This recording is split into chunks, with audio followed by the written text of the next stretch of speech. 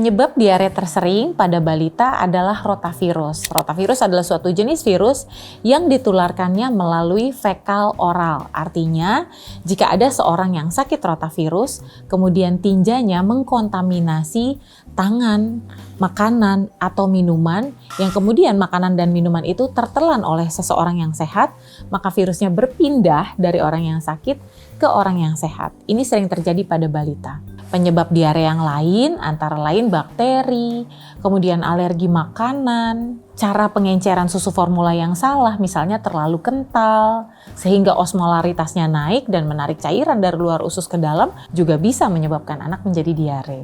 Sanitasi yang buruk, tidak seringnya cuci tangan, atau alat makan yang digunakan secara bergantian, kotor, tidak dicuci dengan bersih dapat juga menjadi penyebab diare pada anak.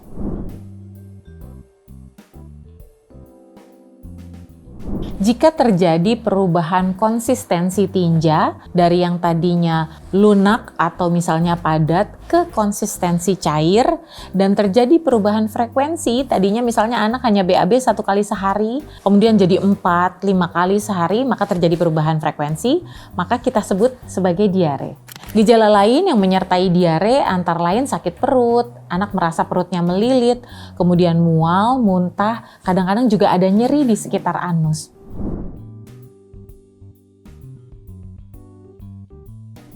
Cara membedakan apakah diare ini ringan saja boleh ditangani di rumah atau diarenya sudah harus dibawa ke dokter nih. Anak-anak yang mengalami diare ringan misalnya dia ada buang air besar cair disertai dengan muntah tapi masih buang air kecil dengan normal, misalnya setiap 4 sampai dengan 6 jam urinnya masih banyak, masih mau minum, masih mau makan, masih ceria, tidak ada demam, masih seperti biasa, maka boleh dilakukan penanganan di rumah. Misalnya dengan memberikan cairan yang cukup. Setiap dia BAB kita tawarkan minum atau pemberian oralit misalnya. Kemudian pemberian zinc juga dapat diberikan di rumah selama 10 sampai dengan 14 hari. Berbeda dengan diare yang serius yang sudah harus dibawa ke rumah sakit. Umumnya disertai dengan dehidrasi. Jika anak mulutnya sudah kering, nangis tapi tidak ada air matanya, tidak buang air kecil, lebih dari 4 sampai dengan 6 jam, kemudian disertai dengan penurunan kesadaran, rewel yang tidak bisa ditenangkan, kejang, kemudian ujung-ujung tangan dan kakinya teraba dingin, harus segera dibawa ke dokter. Sebenarnya jangan sampai menunggu dehidrasi berat, karena dehidrasi berat bisa fatal dan mengancam nyawa. Pada saat anak sudah mulai ada tanda-tanda dehidrasi ringan dan sedang, dia perlu dibawa ke dokter. Sekarang kita bahas mengenai dehidrasi. Yang dikelompokkan sebagai tanpa dehidrasi dan anak boleh dirawat di rumah adalah kesadarannya baik. Masih mau makan, masih mau minum, ada air mata kalau dia menangis, mulutnya juga masih basah permukaan mulutnya, urinnya juga cukup, warnanya jernih, setiap 4-6 jam dia masih buang air kecil. Kemudian matanya juga tidak cekung, kalau untuk bayi yang ubun-ubunnya masih terbuka, ubun-ubunnya juga tidak cekung. Dan turgor kulitnya baik, saat kulitnya dicubit, kalau kita lepas langsung segera kembali seperti sedia kala. Untuk kelompok dehidrasi sedang, antara lain tandanya adalah matanya sudah mulai cekung, mulut sudah mulai kering, kemudian anaknya rewel, cengeng dan tampak haus sekali kalau diberikan minum dengan rakus. Buang air kecilnya sudah mulai berkurang dan warnanya juga pekat. Kemudian turgor kulitnya menjadi sedikit lambat, jadi jika kita cubit kulitnya tidak kembali dengan cepat seperti sedia kala.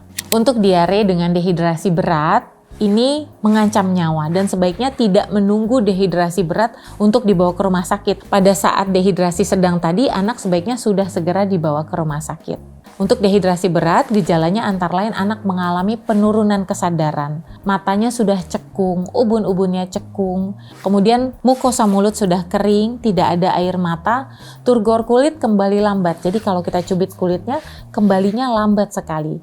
Tidak ada urin, kemudian disertai dengan syok. Telapak tangan dan telapak kaki teraba dingin dan pucat.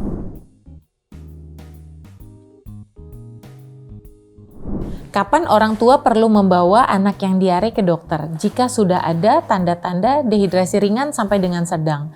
Misalnya anak rewel, Kemudian saat kita berikan cairan tidak bisa masuk karena anaknya muntah. Kita beri minum, dia muntah. Atau misalnya pengeluaran cairannya baik dari muntah maupun diare jauh lebih banyak daripada apa yang bisa dikonsumsi oleh anak. Sehingga dehidrasinya menjadi semakin berat. Kalau seperti itu, baiknya anak segera dibawa ke dokter untuk mendapatkan terapi cairan, misalnya diinfus dan lain sebagainya.